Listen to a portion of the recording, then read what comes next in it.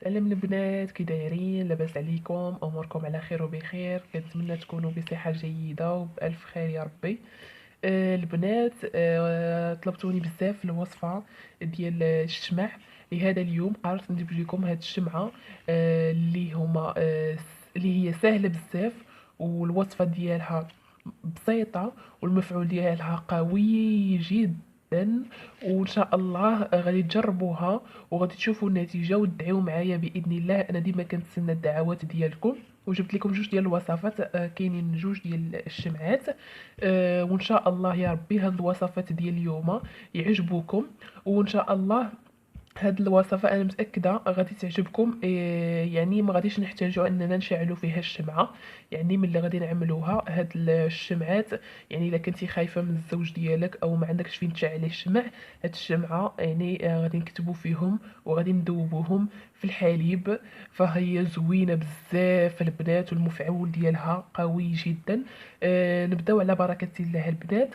الوصفة غنحتاجو فيها 3 ديال الشمعات بيضين. يعني 3 ديال الشمعات بيضين. يعني البنات اللي هذا راه الشمعة تستعملوا غير الابيض، يعني ماشي الشمع الملون. واخا يكون الحبيب ديالك او الزوج ديالك اسمر، تجيبي 3 شمعات بيضين. وتاخدي ابره جديده، او من الاحسن عود ديال سنان الكتابه. وغادي نستعملوا الحليب. يعني الحليب نستعملوا واحد الكميه شويه كبر من هذه باش يدوب لنا فيه الشمع. انا غادي نوريكم الطريقه كيفاش، وان شاء الله يا ربي تعجبكم. انا غادي نوريكم الطريقه البنات غير بشمعه واحده.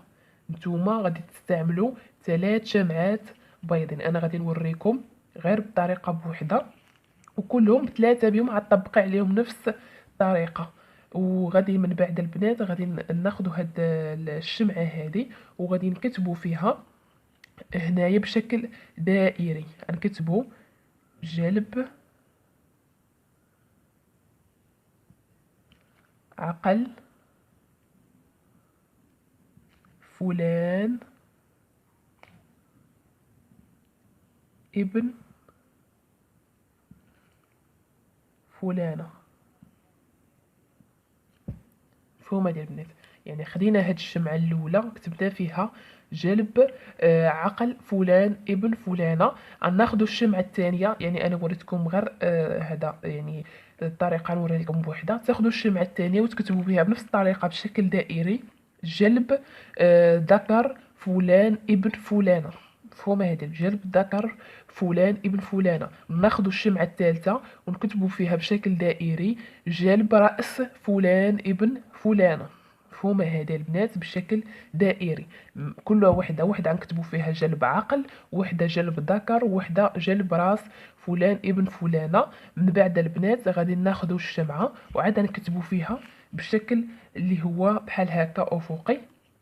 غادي نكتبوا: يا فلان ولد فلانة، شيرت عليك تشيرة، خليتك مشطوح ومردوح. حال النعش بلا روح، وبحال الكبش المذبوح، وبحال الخبز المطروح اللي مقابلاه مولاتو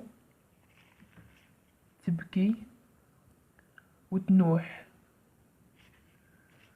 طيعني ما طاع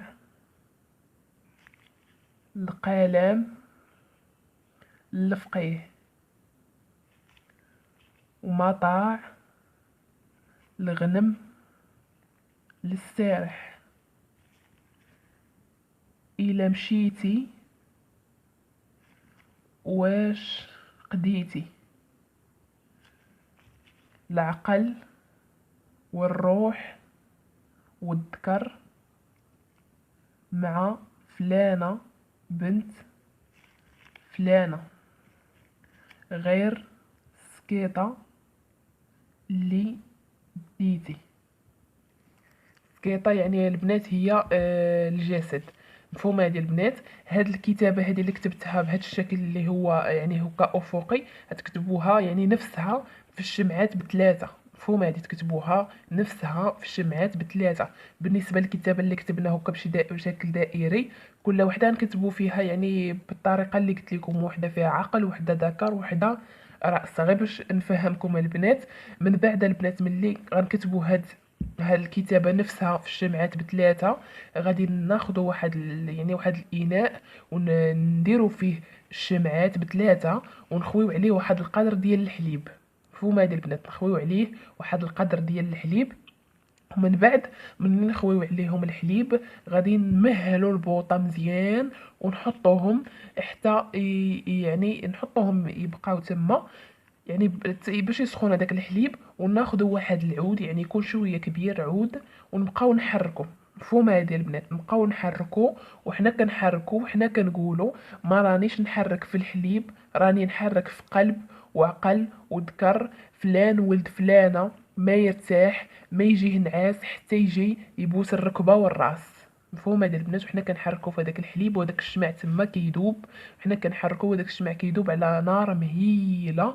وملي يبدا هذاك الحليب البنات كيفيض، ملي يبدا الحليب كيفيض يكون الشمع بدا كيدوب، تبقاو مثلا الحليب كيفيض بحال هكا، تبقاو هو كيفيض وانتم كتحيدوه وتوليو تردوه، هو كيفيض وانتم كتحيدوه وتوليو تردوه. كنتمنى تكونوا فهمتوني، حتى يكون هذاك الشمع كامل داب في هذاك الحليب. من بعد البنات ملي غادي يذوب هذاك الشمع في الحليب وتشوفوا هذاك الشيء داب، تاخذوا هذاك البقايا ديال الشمع اللي غادي يكون داب وترميوهم يعني في واحد البلاصه اللي هي جردة او حديقه في مكان معشوب. فهاد الطريقه هذه البنات زوينه بزاف وفي جلب الحبيب. الا كنتي متخاصمه مع الحبيب ديالك اولا بغيتي تجلبيه، راها زوينه بزاف وما غاديش يقدر على المفارقه ديالك. جربوها البنات ورجعوا عليا الخبار. ندوزو دابا البنات للطريقه الثانيه. البنات بالنسبة للشمعة الثانية يعني غادي تستعملوها لمدة 3 أيام، وتعملوا شمعة حسب اللون المطلوب، ماشي بحال الطريقة الأولى. إلا كان يعني الحبيب ديالك أبيض تستعملي شمعة بيضاء، ولا كان أسمر يعني تستعملي شمعة حمراء. فهما هذه البنات. هاد الطريقة حتى هي زوينة بزاف البنات ومجربة. وغادي تستعملوها لمدة 3 أيام وإن شاء الله غتلقاو واحد النتيجه اللي هي زوينه بزاف، خاصه اللي كان متخاصم معكم غادي يجي حتى لعندكم يطلب ويرغب. هاد الطريقه البنات غادي البنات تكتبوا في هذه الكتابه اللي غادي نقول لكم. نظرا للوقت ما غاديش نقدر نكتب قدامكم، ولكن الكتابتان بجوج راني غادي نخليها لكم في صندوق الوصف. غادي تكتبوا على هاد الشمعه الثانيه: شطحتك وردحتك يا فلان ولد فلانه بالورد المورد، في الليل ما انت جالس، ما انت في السما، ما انت في الارض، ما تشوف لا في الطويله لا في القصيره، ما تشوف غير فلانه بنت فلانه والحصيره، خدودي تفاح وكتافي لواح، وفلان ولد الفلانة ما يتهنى ما يرتاح إلا إذا جا عند حجري وطاح. مفهوم هذه هي البنات؟ هذه هي القراءة اللي غادي الكتابة اللي غادي تكتبوا على الشمعة. تكتبوا بواحد العود، من الأحسن عود أو لا إبرة جديدة. من الأحسن كنفضل أنا أنكم تكتبوا بعود ديال سنان. من بعد البنات غادي دهنوها بشويه ديال العسل، مفهوم هاد البنات، وتمرمدوها في القرنفل وشويه ديال السكنجبير يكون مطحون. السكنجبير يعني الدول اللي ما البنات اللي ما غاديش يفهموني، هو ديك الزنجبيل يعني مطحون. تمرمدوها فيه يعني تدردروا عليها شويه ديال من بعد ما نكونوا دهناها بالعسل، شويه القرنفل وشويه ديال الزنجبيل مطحون. هذه هي البنات الطريقه الثانيه. وتشعلوها وتعاودوا وديروها لمده 3 أيام. مفهوم هاد البنات؟ ديروها لمده 3 أيام كل نهار وحده وغادي نشوفوا النتيجه. هادو هما الطرق البنات. لا بالنسبه للطريقه الاولى النتيجه ديالها زوينه بزاف، ولا بالنسبه للطريقه الثانيه كذلك راهم زوينين. وخدموا البنات، ما تبقاوش مربعين يديكم، خدموا الشمع راه النتيجه ديالو مبهره. وان شاء الله هاد الشمعات هادو يكونوا عجبوكم وتستافدوا منهم وتعاملوا بهم.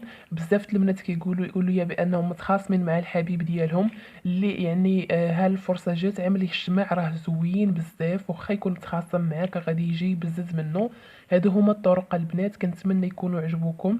اللي محتاج شي حاجه يكتب ليا وانا غادي نحاول نرضي جميع الطلبات ديالكم. البنات مهم نخليكم هاد الساعه على خير وبخير، وما تنساوش على انكم تابوناو في القناه ديالي وتفعلوا زر الجرس باش دائما يوصلكم الجديد. وبسلامه عليكم هاد الساعه.